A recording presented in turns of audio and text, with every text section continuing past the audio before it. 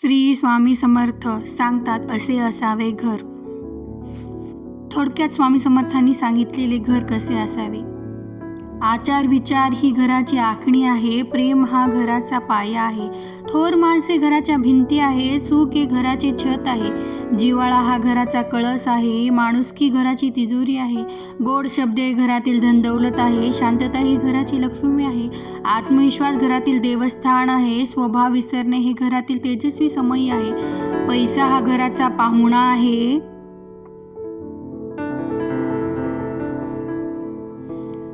दुजाभा विसरणे ही घरातील तेजस्वी समयी आहे. पैसा हा घराचा पाहुणा आहे. गर्विष्ठपणा हा घराचा वैरी आहे. नम्रता ही घराची प्राणप्रतिष्ठा आहे. व्यवस्था ही घराची शोभा आहे. समाधान हे घराचे सुख आहे. सदाचार हा घराचा सुगंध आहे.